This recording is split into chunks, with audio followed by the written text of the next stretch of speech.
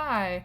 So today we're going to work with Photoshop specifically to practice building imagery in Photoshop, working with either the selection tool or specifically the pen tool to build our shapes, our flat shapes, and layer them, and then apply brushes for texture and value.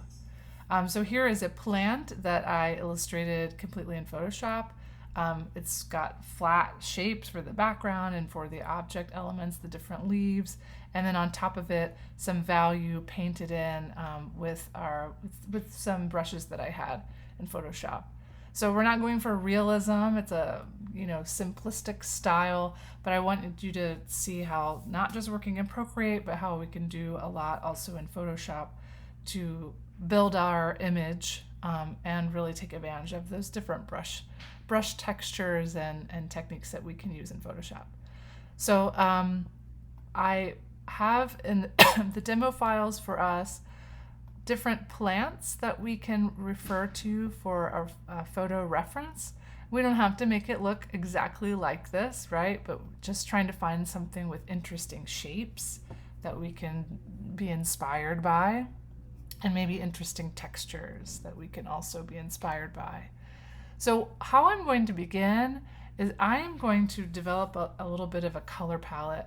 The other thing that we're thinking about today is how to apply monochromatic color onto an element.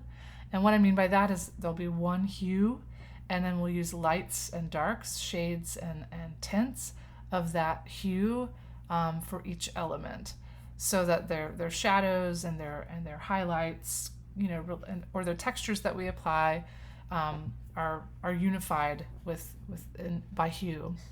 So I'm going to I created a new layer on top of plant 2 that I'm going to create a little color palette for myself for the plant itself. I'm not going to make it exactly like the photo, but I am going to grab maybe like a middle tone green as a reference. Let's see. And then I might make mine a little more yellow, a little more blue-green by moving the slider up. And then I'm going to give myself a nice mid-tone. So this is going to be the mid-tone of my cactus here. And I'm just going to give myself a little brush stroke. Doesn't matter what brush you have at the moment. This is just for us a color palette. And then within that slider, so I'm going to double click my color picker again, and I'm going to choose a highlight by moving that slider up and give myself a highlight color, and then also a shade. And I could be extreme contrast, right? I could go really, really dark for my shade. I'm going to go just a little darker than the original there, than my original hue. So this is going to be my color palette for the leaves or the shapes, the body, I can say, of the cactus.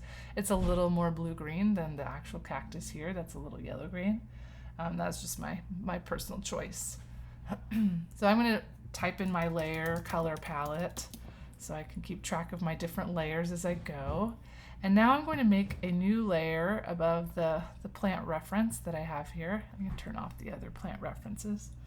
And I'm going to grab my pen tool. So this works a lot like Illustrator pen tool. I'm going to zoom in. And what I'm going to do is create a shape for each of these, I don't know what you call these. They're not leaves on a cactus, but each of these blob shapes on this cactus. Before I even click, I made a new layer, right? So this is going to be like my first leaf or whatever we want to call it. I don't have my plant specific names.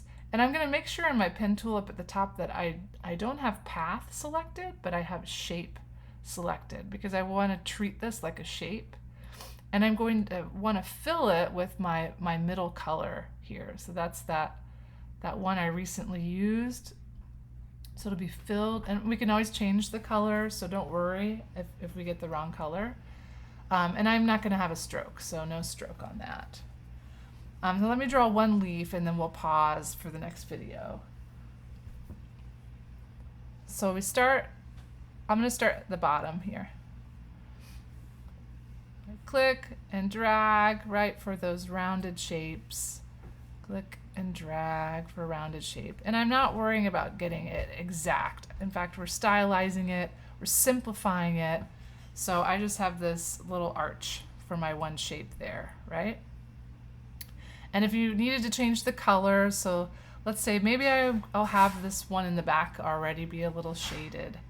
I can always like select that shape in my layer, and then I can click on the pen tool again, and it gives me those options for fill, and maybe I'll use the darker shadow on that to start with. Oops. Okay, more in the next video.